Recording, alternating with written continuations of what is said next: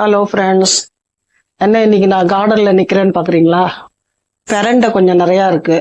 நான் ஏற்கனவே ஒரு வீடியோவில் சொல்லியிருந்தேன் பெரண்டை தொகையல் பற்றி. அது பெரண்டை தொகையிலும் பெரண்டை ரசமும் வைக்கலாம். அது ரொம்பவே நல்லது உடம்புக்கு.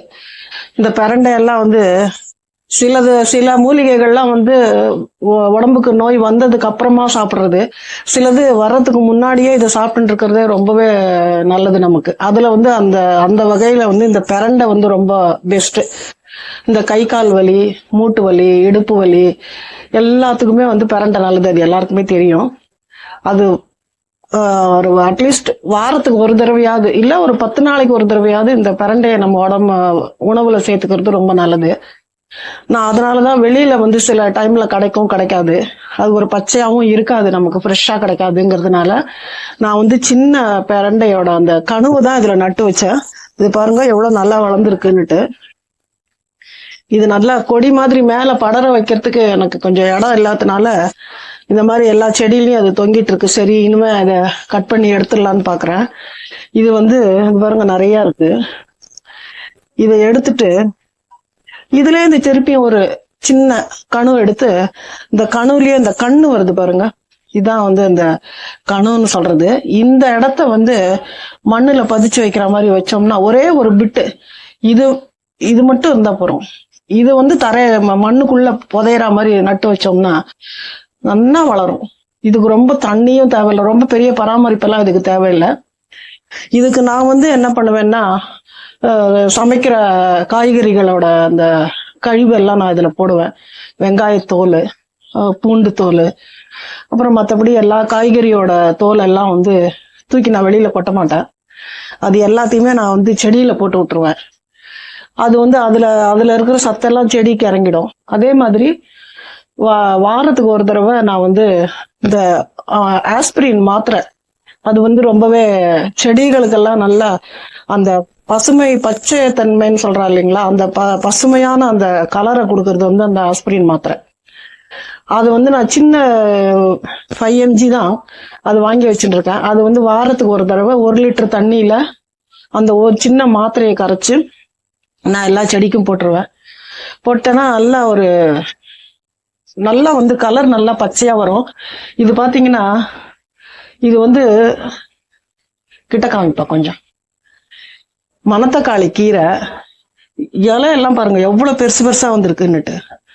நான் வேற எந்த உரமும் நான் போடுறது இல்ல.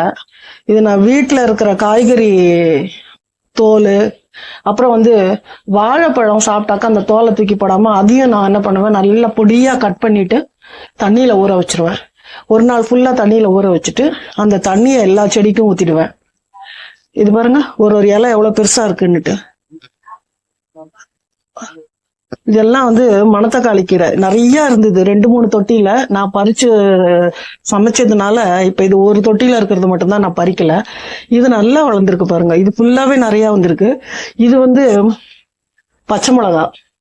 இப்பதான் மற்ற செடியில எல்லாம் நம்ம இந்த தண்ணி எல்லாம் ஊத்துறது இல்ல, அதுல இருந்து விளையிற இதை நான் அந்த கண்ணை மட்டும் எடுத்து நான் ஒரு 3 கண்ணு தனியா நட்டு வச்சிருக்கேன். அது கொஞ்சம் நல்லா வந்திருக்கு.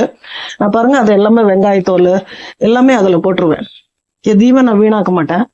அதே மாதிரி அது செம்பருத்தி செடி, அது ஒன்னே ஏன்னா ரொம்ப பூ வகைகள் இல்ல, இது ஒண்ணுதான் இருக்கு. பெரண்டை நல்லா வருது. இந்த பெரண்டையெல்லாம் நான் இப்போ கட் பண்ணிட்டேன். அதுலேருந்து 2 கண்ணு எடுத்து இங்கே வச்சுருக்கேன். இங்கே பாருங்க இதில் வச்சுருக்கேன். ஏன்னா இதில் சப்போர்ட் கொடுத்துருக்கேன். இந்த ஒரு 4 குச்சி 5 குச்சி சுற்றி வச்சு கயிறு மாதிரி கட்டியிருக்கேன். அது என்னன்னா அந்த பெரண்டை எல்லாம் இதில் சுற்றி வந்ததுனாக்கா அப்படியே மேலே ஏற்றி விட்டுடலாம் அப்படின்னு, மேலே இந்த வலையில் அப்படி ஏற்றி விட்டுடலான்னு. ஏன்னா இங்கே வச்சுருந்தது சப்போர்ட் இல்லாமல் அப்படியே கீழே தொங்கி இருந்ததுனால இப்போ இதெல்லாம் நான் எடுத்துட்டு இப்போ பாருங்கள் இந்த மண்ணை மட்டும் வெறும் கலரி மட்டும் விட்டுருக்கேன். இதில் வேறு ஏதாவது செடி வைக்கலான்னு. இப்போ இது செம்பருத்தி நேற்றுக்கே பார்த்துருப்போம் இதை.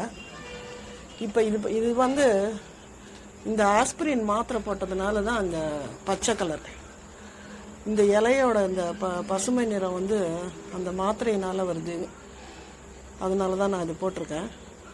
அதே மாதிரி இப்போ எல்லாத்துலேயுமே செடி நம்ம நட்டு வச்ச உடனே தண்ணி கொஞ்சம் லேசாக தெளிச்சிட்டு கொஞ்சமாக அந்த ஆஸ்பிரின் மாத்திரை ஒன்று போட்டாலும் போடலாம்.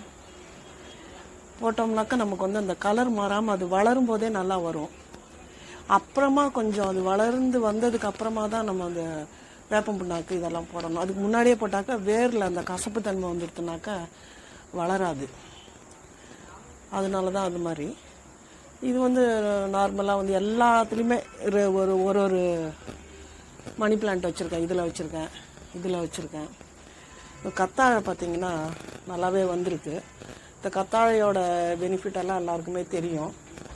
இதில் வந்து என்னென்னா நல்ல ஒரு முடி வளர்கிறதுக்கு உபயோகமாக இருக்குது. அதே மாதிரி உடம்புல வந்து சில பேருக்கு வந்து இந்த சில அரிப்புகள் இருக்கும் சில இடத்துல. அந்த மாதிரி இருக்கும்போது இதை வந்து நான் அந்த முள் எல்லாத்தையும் கட் பண்ணிவிட்டு உள்ளே இருக்கிற ஜெல்லை எடுத்து தேங்காய் எண்ணெயில் போட்டு காய்ச்சிட்டு அதை உடம்புல தடவிண்டா அந்த அரிப்பு அடங்கிடும். இல்லைனாலும் வெறுனியை கூட இதை நம்ம வந்து உடம்புல தேய்ச்சிக்கலாம். அதனால் கத்தாழை எல்லா இதுக்குமே ரொம்ப நல்லதாக இருந்துச்சு. பொடுகுக்கு ரொம்ப நல்லது. எண்ணெய் காய்ச்சும் போதே இது உள்ளே இருக்கிற ஜெல்லெல்லாம் எடுத்து போட்டு இது அதே மாதிரி கற்பூரவல்லி, இந்த கற்பூரவல்லி இலையும் இதையும் நல்லா மிக்ஸ் பண்ணிவிட்டு மிக்சியில் லேசாக ஒரு திருப்பிட்டு தேங்காய் எண்ணெயில் போட்டு காய்ச்சினோம்னா ரொம்பவே நல்லாயிருக்கும். அதே மாதிரி இந்த செம்பருத்தி இலை வச்சுருக்கேன் இல்லையா, நான் வந்து இந்த இலையை மட்டும் எடுத்துப்பேன். பூவும் எடுக்கலாம். நான் வந்து இந்த ரொம்பவும் வந்து பூ இதெல்லாம் போட்டால் அடைச்சி போயிடுவேன் எண்ணெய் அப்படின்ட்டு நான் இதில் ஒரு 4 இலை எடுத்துப்பேன். இந்த இலை, அதுக்கப்புறம் வந்து இந்த கத்தாழை, ஒரு 4 இந்த இலை எல்லாத்தையும் கற்பூரவல்லி எல்லாத்தையும் போட்டு கருவேப்பிலை இருக்கவே இருக்குது நம்ம இதில். அந்த கருவேப்பிலையும் போட்டு எண்ணெயை காய்ச்சி வச்சோம்னாக்கா பொடுகு வராமல் இருக்கும். அதுக்காக அதை யூஸ் பண்ணிகிட்ருக்கேன். மற்றபடி இங்கே வந்து இதுலேயும் வந்து நான் வந்து மணி பிளான்ட் வச்சுருக்கேன். இதில் வந்து நான் வந்து வெந்தயம் போட்டிருந்தேன். வெந்தயக்கீரை நல்லாவே வந்திருந்தது. வெந்தயக்கீரை இதுலேயும் கீழேயும் வெந்தயக்கீரை போட்டிருந்தேன். அதை சமையலுக்கு கட் பண்ணி எடுத்துட்டேன். அதனால இப்போ இது ரெண்டும் காலியாக இருக்குது. திருப்பியும் வந்து விதை போடணும். வெறும் தண்ணி மட்டும் ஊற்றி அதை மண்ணை மட்டும் கிளறி விட்டுருக்கேன். இந்த தொட்டி வந்து இது காலியாக இருந்தது. இதையும் நான் வந்து மணி பிளான்ட் 2 எடுத்து வச்சுருக்கேன். இந்த தொட்டியில் பார்த்தீங்கன்னாக்கா மிளகாய் விதை போட்டிருந்தேன். அந்த இது வந்ததுக்கு அப்புறமா அந்த நாற்று எடுத்து நான் அங்கே நட்டதுக்கு அப்புறமா அந்த தொட்டி காலியாக இருக்கேன்னுட்டு அதில் வந்து கற்பூரவல்லி வச்சுருக்கேன். அவ்வளோதான். இது வந்து கருவேப்பிலை வந்து தொட்டியில் வச்சதுனாலயா என்னன்னு தெரியல, தரையில் வச்சுருந்தா கீழெல்லாம் அந்த கன்று வந்து பட்டு இன்னும் கொஞ்சம் நல்லாவே தழைச்சி வளரும். ஆனால் அது தொட்டியிலங்கிறதுனால கீழே எதுவுமே வரல, மரம் மாதிரி மேலே மட்டும்தான் இருக்குது. அதனால எனக்கு தேவையான கருவேப்பிலை இதில் நான் பறிச்சுக்கிறேன். இது பாருங்க, இது இந்த மாதிரி கிளையா வந்திருக்கு.